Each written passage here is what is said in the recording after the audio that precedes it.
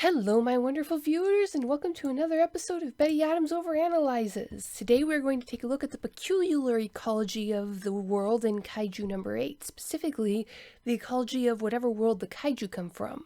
What is the fuel that feeds them their energy, and how do they get it? Now, on Earth it's pretty simple. We all learned about the various food chains that make up the food web and how they work. The sun fuels the plants, and the plants fuel the herbivores fuel the carnivores, then they all fuel the detritivores who munch up our bodies when we are done in the end. A huge part of the speculative fiction world building is determining the food chain for the worlds our main characters live in. So, what does the food chain look like in the Kaiju world? Well, I strongly suspect that the Kaiju food chain begins on Earth. However, before we get into that, I have some amazing news. Humans Are Weird, I Have the Data has made it to top 100 books on Amazon's bestsellers list in the category of humorous science fiction. My little offering to the science fiction community is up there bumping electronic bindings with the likes of Douglas Adams, The Hitchhiker's Guide to the Galaxy, and Red Dwarf. I wanted to say thank you to everyone who has bought a copy and everyone who has taken the time to leave a 5-star rating or review. Honest reviews and ratings are critical to marketing a book, and I am incredibly grateful. So let's see if we can crack the top 50 next and make it to the first page of the Amazon bestsellers in our category.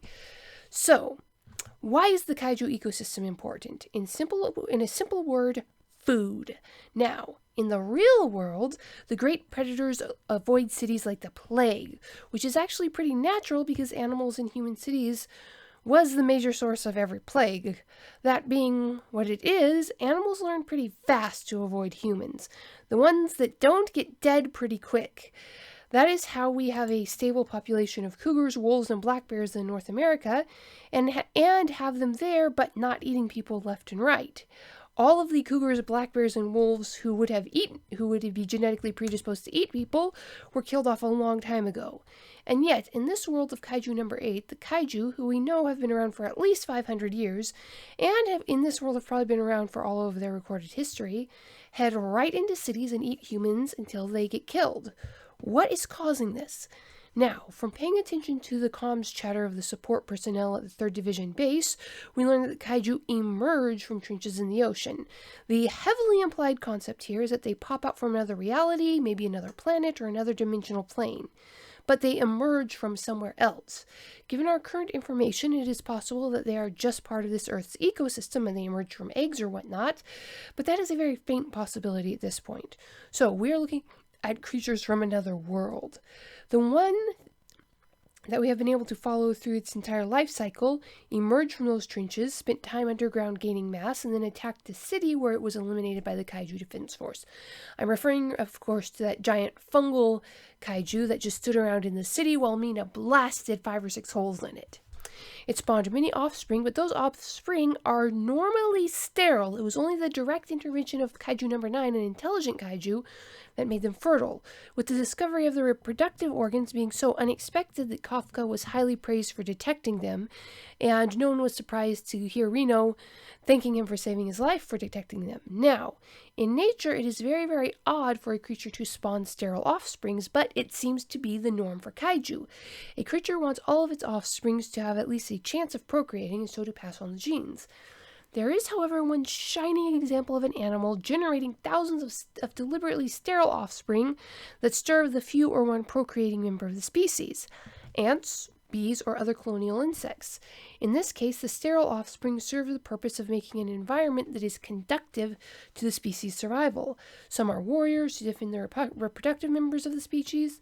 Some have specific roles in building nests. However, far and away, the most common sterile offspring are those delegated to the gathering of food.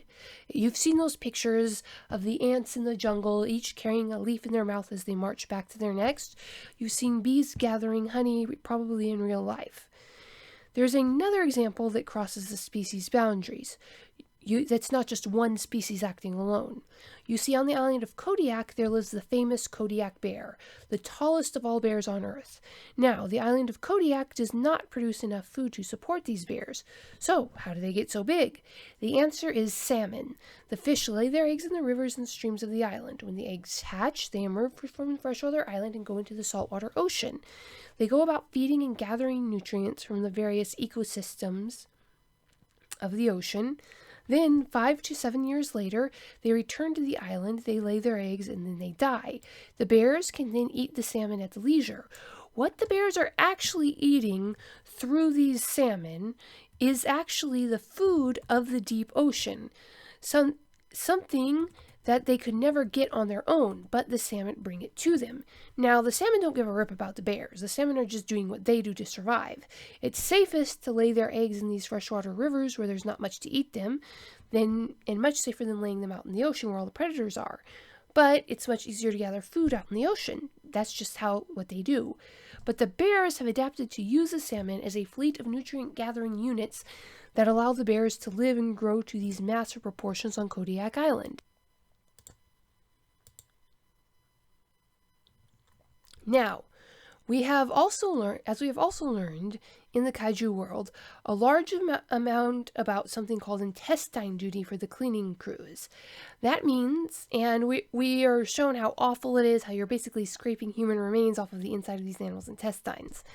That means that almost every kaiju eats humans almost exclusively and stores the bodies of these humans in their cavernous guts. So the kaiju eat humans preferentially over other animals. This is odd enough as it is. Even the infamous man-eating tigers of Bengal only eat humans in addition to the rest of their diet, not exclusively. And they certainly don't continue eating till they have caverns with stored human remains inside of them. But what if the ant comparison is more than just superficial? What if the kaiju we've seen on Earth, the kaiju that emerge and storm through the cities in extremely un-animal-like behavior, are gathering food for some kaiju version of a queen bee or queen ant? We have seen through the behavior of kaiju number 9 and kaiju number 10 that there are kaiju who are capable of controlling lesser kaiju. Moreover, kaiju number 10 outright stated that he was going to feed on Vice Captain Hoshina for sustenance. Now that phrase is interesting because it heavily implies that kaiju need to eat humans to survive, that human flesh is a necessary part of the kaiju diet. This gives us a very intriguing picture, a world of kaiju without humans that feed on humans, the queen kaiju sending out their worker kaiju to gather sustenance like ants or bees. These worker kaiju enter the human world, head for major cities, devour as many humans as they can, and then return to the other world with their food. Now, this theory is a bit hampered by the fact that while we have a good second-hand evidence of kaiju emerging from this theoretical other reality, we only have the implication that they can go back. However, in terms of this theory, that implication is pretty good. I am, of course, referring to the line where kaiju number 9 is all frustrated with his reproductive capable fungus spawn being neutralized and states that he is going to take one of the Defense Force officers back to study. Back where is the question. He also mentioned that he wanted to use kaiju number 8's corpse. So, this is my theory in a nutshell. The kaiju ecosystem is like that of Kodiak Island in Alaska or of a beehive or an ant colony. Their own home ecosystem can't support them at the size and power that they grow to. So, from time immemorial, they have used the lesser kaiju to go out, devour humans, and bring that mass back to the homeworld. Presumably, these kaiju return to their homeworld, either like bees carrying the human remains to be eaten, or like the salmon, to breed and leave their own corpses for the kaiju to eat for sustenance. Possibly both. This would also explain why the kaiju attacks have gone from a seeming natural disaster to a coordinated enemy attack, but only in recent years. Before, the kaiju were just migratory animals. They were a natural disaster that the humans kept getting better and better at countering.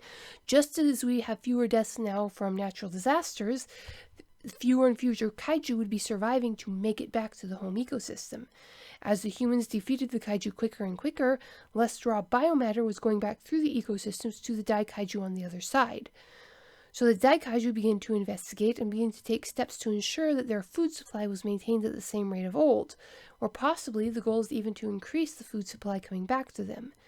Now, from how Vice Captain Hoshina has reacted to the intelligence of kaiju number 8 and kaiju number 9 and 10, one possibility is that these were kaiju from the other side of the rift. 8 and 9 and 10 are transformed like Kafka. That is, maybe the lesser intelligent kaiju were the ones that came over, and 8, 9, and 10 were the ones who swallowed a bug. See, no matter how intelligent those other kaiju were, the ones from the other side of the rift, if they didn't have an Earth mammal-style intelligence, the students might not have noticed that they were intelligent. For instance, a snake is smart enough, most common snakes, garter snakes, that you can train them to run mazes. But no one realized that for years because they only recognized dog-like intelligence as animal intelligence. Once they learned to take the snake on their own terms, they found out they were very trainable. So if these kaiju came over with an alien intelligence, then the Defense Force might not have recognized them as being intelligent. And if they were considered less of a threat, that probably means the kaiju directly from the other world weren't capable of fulfilling the need of the kaiju in that other world. A kaiju that came directly from the other world with a high level of kaiju intelligence wasn't able of comprehending the world of Earth the same way a kaiju who was transformed on Earth would. They couldn't bring home the people bacon, as it were. This might have been why the kaiju started transforming humans with the goal of having agents that could understand the human world better. This leaves us with a lot of questions still. If kaiju number 9 was a transformed human, why did he have such a hard time using the phone? If he wasn't a transformed human, why was he able to blend in so well and hold down his job? Hopefully, all these questions remaining just mean that we are going to get many, many more chapters where they are explained and expanded upon.